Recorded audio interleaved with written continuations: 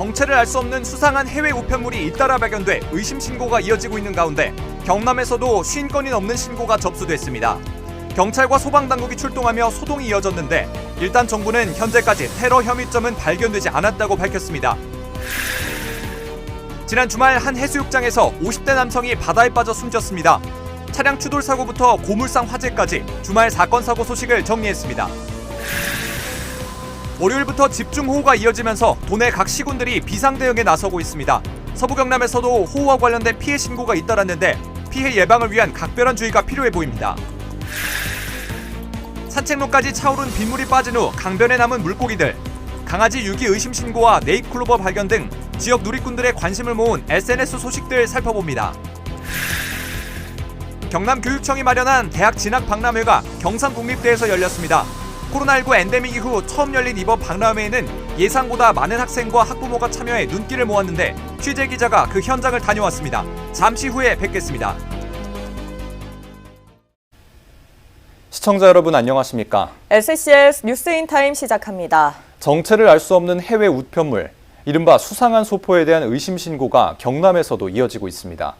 정부는 특별한 위험 물질이 발견되지 않았고 테러 위험은 없다고 밝혔지만 그 수가 워낙 많아 곳곳에서 소동이 일어났습니다.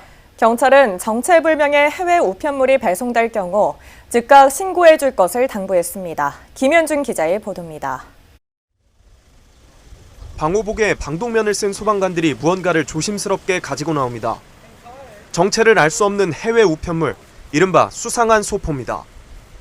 경찰서 정문 앞에 급작실이 붉은 큰 대형의 소방차가 정차를 하고 그 소방차에서 내려가지고 무언가 가지고 오고 가고 하는.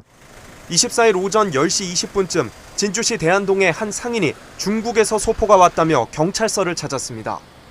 진주소방서는 문제 소포를 소독한 뒤 경찰에 인계했다고 밝혔습니다. 우편물을 민원인이 직접 민원실에 접수한 건으로 출동을 했는데 저희들이 그 부분에 소독을 하고 3중 비닐에 넣어가지고 경찰에 인계한 건입니다. 같은 날 아침 8시 50분쯤 진주 우체국에서도 대만에서 온 우편물 24개가 수거됐습니다.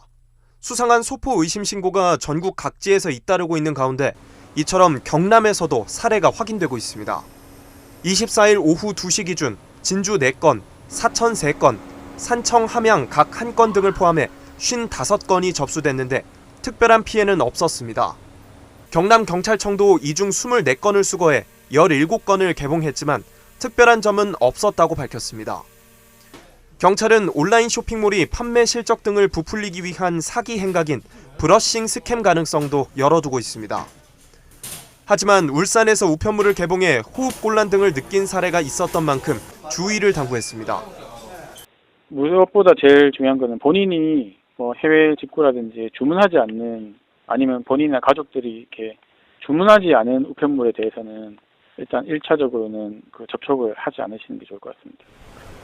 한편 국무조정실 대테러센터는 의심 소포 2,141건을 분석한 결과 테러 혐의점은 발견되지 않았다고 밝혔습니다. SCS 김현준입니다. 지난 주말 지역 해수욕장에서 50대 남성이 바다에 빠져 구조됐지만 결국 숨졌습니다. 진주의 한 고물상에서는 화재가 발생하기도 했습니다.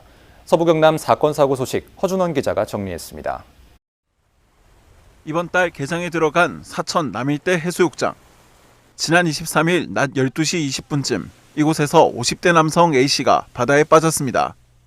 A씨는 신고를 받고 출동한 119에 구조돼 심폐소생술을 받으며